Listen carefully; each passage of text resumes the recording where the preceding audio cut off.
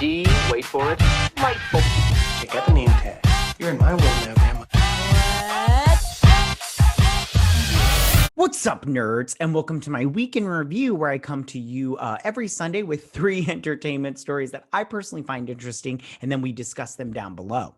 Also down below, you can find the articles that I read to bring you this video, and you can read it and you can, judge for yourself, or you can just watch this video where I break them all down for you, and then go go about your business.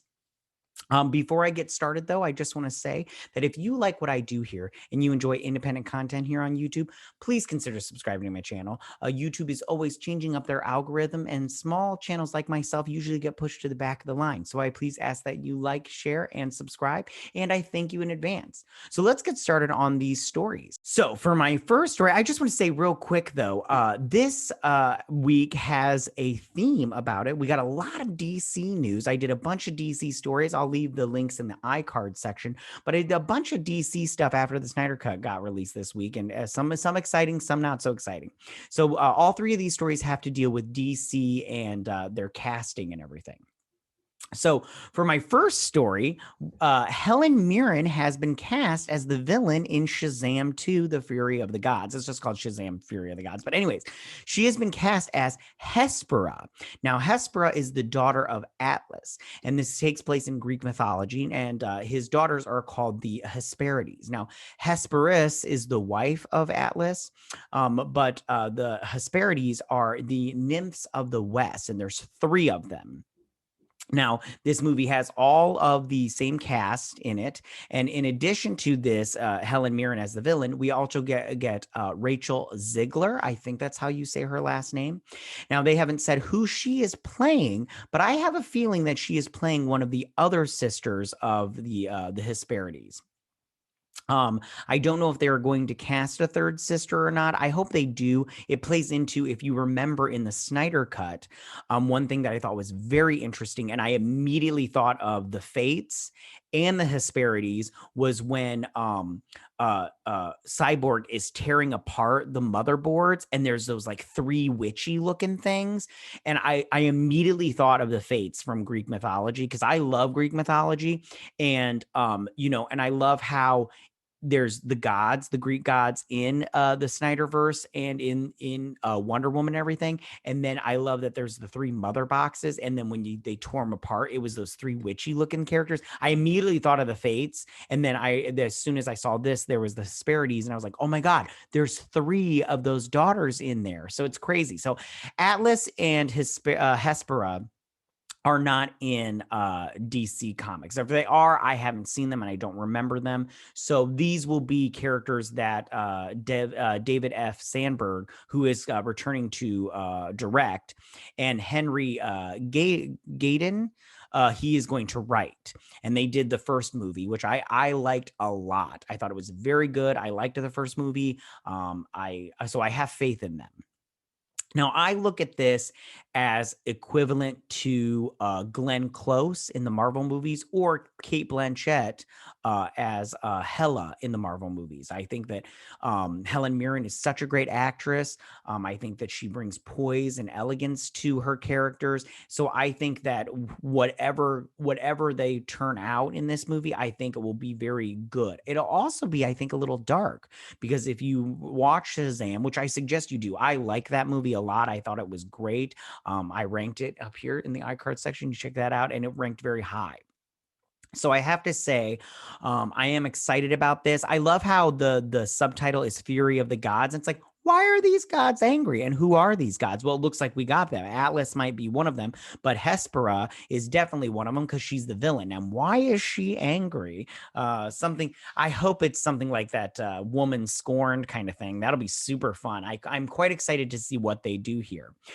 So that is my first story of this week. And my second story of this week is that they have recast Dr. Allen, Barry Allen's dad, for the Flash movie. Now, if you remember, Billy Crudup played Barry Allen's dad in Justice League and in the Snyder Cut. And I actually like Billy Crudup. I think he does a great job. I enjoy him when he's on screen.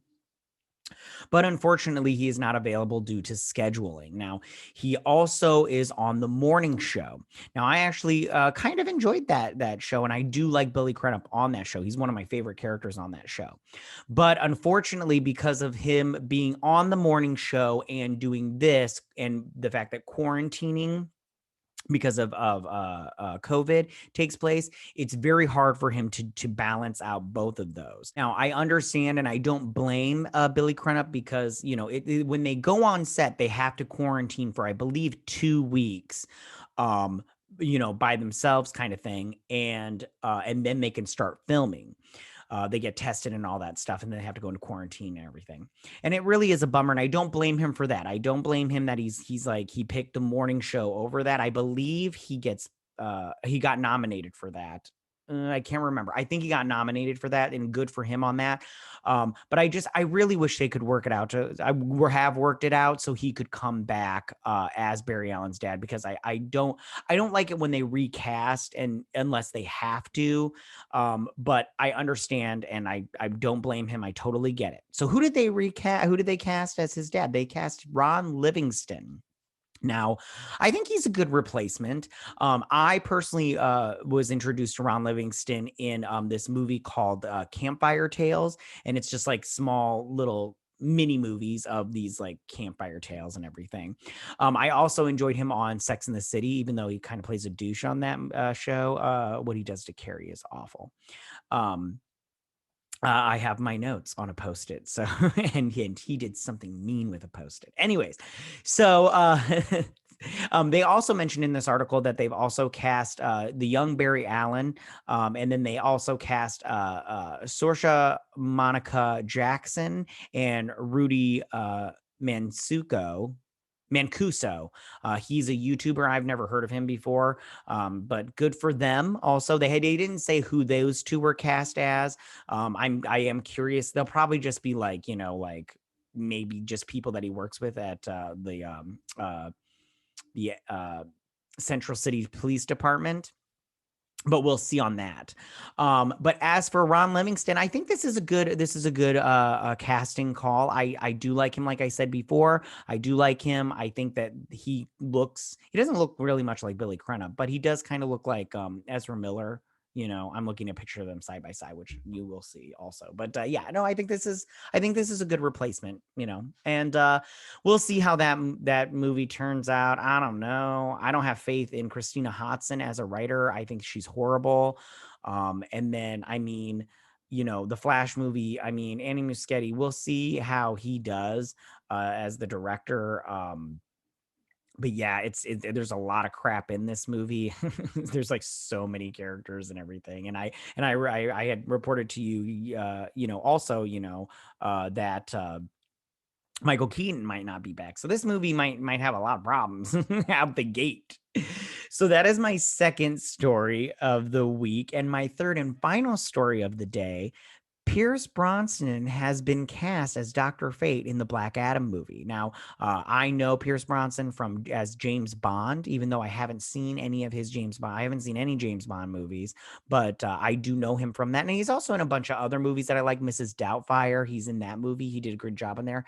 He's also in the Thomas Crown Affair. I know some people don't like that movie, but I actually like that movie. And I think he's a good actor. I think he's a great choice for this. He was recently in that Jackie Chan movie where he played like the bad politician kind of guy, but he's a good actor and such a great get for this. I think you know, the DCEU has had a problem in the past with getting like big A-list celebrities to be in it. And I would put Pierce Brosnan and Helen Mirren as A-list because I think that they're both really great. And I'm really glad they got him. So who is Dr. Fate? He is Kent Nelson. And he is an archaeologist.